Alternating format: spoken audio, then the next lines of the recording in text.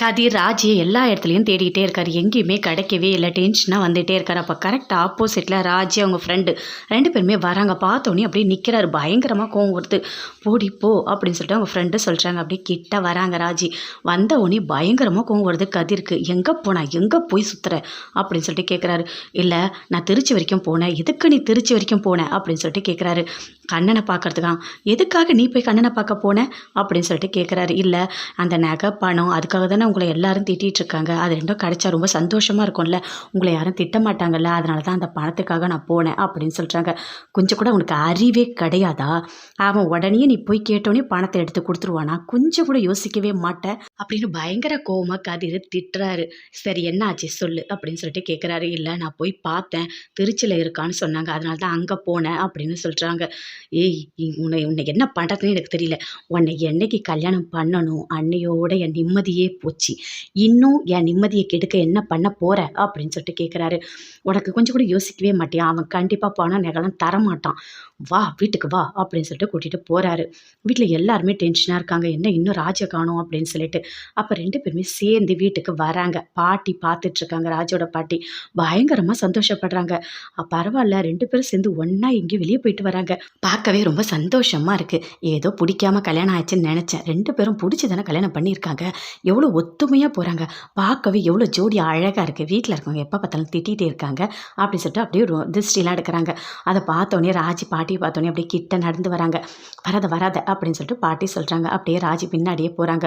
வீட்டுக்குள்ளே எல்லாருமே டென்ஷனாக இருக்காங்க. இன்னும் ராஜி வரலையே அப்படின்னு சொல்லிட்டு ராஜியை கூட்டிகிட்டு உள்ள கதிர் வராரு. பாண்டியனும் வராரு. பாண்டியன் வந்தோடனே பயங்கரமாக கோவப்படுறாரு. டேய், எதுக்குடா கடையில் சொல்லாமல் கொள்ளாமல் வந்த? எவ்வளோ வேலை இருக்குது கடையில்.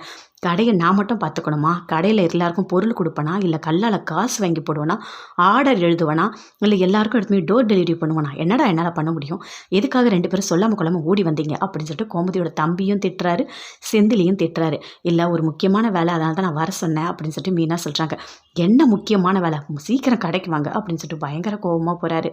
ராஜி வராங்க. வந்தோடனே என்ன ராஜி இவ்வளோ லேட்டாக வர, எங்கே போனேன் அப்படின்னு சொல்லிட்டு எல்லாருமே கேட்குறாங்க.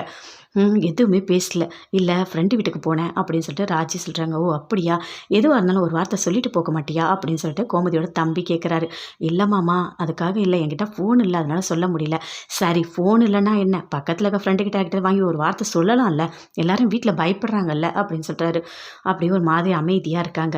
எல்லாருமே அங்கேருந்து போகிறாங்க. என்ன பண்ணா தெரியுமா இவ அப்படின்னு சொல்லிட்டு கதிர் கோமதிக்கிட்டையும் மீனாக்கிட்டையும் சொல்கிறாரு. எங்கே போனான்னு மறுபடியும் கேளுங்க அப்படின்னு சொல்லிட்டு கேட்குறாங்க. எங்கே போனேன் சொல்லு, உண்மையை சொல்லு அப்படின்னு சொல்லிட்டு. நான் திருச்சி வரைக்கும் போனேன். எதுக்கு நீ திருச்சி வரைக்கும் போனேன்? அந்த கண்ணனை தேடி தான். அவங்க பணம் நகை எல்லாத்தையும் வாங்கி கொடுத்தா கதிரை திட்டமாட்டாங்கல்ல, அதனால தான் நான் போனேன் அப்படின்னு சொல்கிறாங்க. அதை கேட்டோன்னே பயங்கரமாக கோவம் வருது. எதுக்கு இப்படியா பண்ணுவேன்? கொஞ்சம் கூட அறிவே கிடையாதா? கஷ்டப்பட்டு நான் கல்யாணம் பண்ணி வச்சா இவ்வளோ பிரச்சனை இருக்குது, இதில் நீ கண்ணனை தேடி போகிற. அவன் சரியான ரவுடி, உன்னை கொலை பண்ணி போட்டானா என்ன பண்ணுவேன்? கொஞ்சம் கூட யோசிக்கவே மாட்டியா அப்படின்னு சொல்லிட்டு கத்துறாங்க கோமதி. இல்லை, நான் அதெல்லாம் யோசிக்கல, பணம் நகை வேணும் அதை மட்டும் தான் யோசித்தேன். அப்படிலாம் யோசிக்காத, தயவு செய்து இதெல்லாம் பண்ணாத. இந்த மாதிரிலாம் நீ ஏதாவது ஒன்று பண்ணிகிட்டே இருந்தால் அப்படி உங்கள் வீட்டோடயே போயிடு அப்படின்னு சொல்லிட்டு பயங்கரமாக கதிரும் திட்டுறாரு. மீனா பார்க்குறாங்க. ஏமா கொஞ்சம் கூட யோசிக்கவே மாட்டியா? எதுக்காக நீ இப்படிலாம் பண்ணுற? எதுக்காக அவனை தேடி போனேன்? இப்போ தான் கொஞ்சம் பிரச்சனை சரியாயிட்டே வருது. அமைதியாக இரு. இங்கே போகிறேன், அங்கே போகிறேன், நகை எடுக்கிறேன், பணத்தை வாங்குறேன்னு போகாத எங்கேயும். கொஞ்சமாவது யோசிச்சு பண்ணு அப்படின்னு சொல்லிட்டு மீனா பயங்கர கோவமாக திட்டுறாங்க. ராஜி அப்படியே அமைதியாக இருக்காங்க. கதிருக்கும் பயங்கரமாக கோவம் வருது. பேசவே இல்லை. ஒரு பாட்டு உள்ளே போகிறாரு. இங்கே பாரு ராஜி, நல்லா தெரிஞ்சுக்கோ.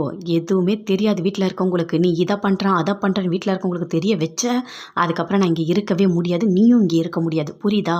இதோட இந்த வேலையை நிறுத்திக்கோ. இங்கே போகிறேன் அங்கே போகிறேன்னு எங்கேயுமே நீ போகக்கூடாது.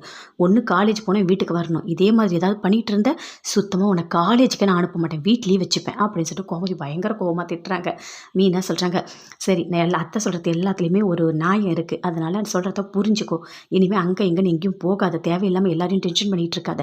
காலேஜுக்கு போனியா வந்தியா, இதை மட்டும் செய், அதுக்கப்புறம் பார்த்துக்கலாம் எல்லாமே அப்படின்னு சொல்லிட்டு மீனா சொல்கிறாங்க. ராஜி பயங்கரமாக ஃபீல் பண்ணிட்டு இருக்காங்க. இப்போ என்ன பண்ணுறது? அந்த கண்ணனும் கிடைக்க மாட்டான், நகையும் வாங்க முடியலையே, எங்கேயோ போயிட்டான், துபாய் போயிட்டான், அங்கே போயிட்டான், இங்கே போயிட்டான்னு சொல்லிட்டு இருக்காங்களே, இப்போ எப்படி தான் வாங்குறதுனே தெரியலையே. பாவம் கதிர் டெய்லி நம்மளால திட்டு வாங்கிட்டு இருக்காரு அப்படின்னு சொல்லிட்டு பயங்கரமாக ராஜி ஃபீல் பண்ணிட்டு இருக்காங்க. அவன் மாட்டுவான், அவன் எப்பயாவது மாட்டுவான். கண்டிப்பாக அந்த நகை பணத்தை வாங்கிடணும், விடவே கூடாது. எவ்வளோ நகை எவ்வளோ பணம் எல்லாத்தையும் எடுத்துகிட்டு போயிட்டானே அப்படின்னு சொல்லிட்டு பயங்கரமாக ராஜி ஃபீல் பண்ணிட்டு இருக்காங்க. மீனா கோமதி கிட்ட சொல்கிறாங்க, பாத்தியா அந்த பொண்ணு என்ன பண்ணி வச்சிருக்கணும் பாத்தியா, சொல்லாமல் கொள்ளாமல் இஷ்டத்துக்கு போகுது. ஐயோ கடவுளை என்ன சொல்கிறதுனே தெரியல, இருக்கிற பிரச்சனை பார்த்தாதுன்னு இது வேற ஒரு பிரச்சனை பண்ணிட்டு இருக்கு அப்படின்னு சொல்லிட்டு கோமதி பயங்கரமாக ஃபீல் பண்ணி மீனா கிட்ட சொல்லிட்டு இருக்காங்க. சரி விடுங்க அத்தை, நம்ம தான் சொல்லிட்டோம்ல, இனிமே கண்டிப்பாக ராஜி எங்கேயும் போக மாட்டா அப்படின்னு சொல்லிட்டு மீனா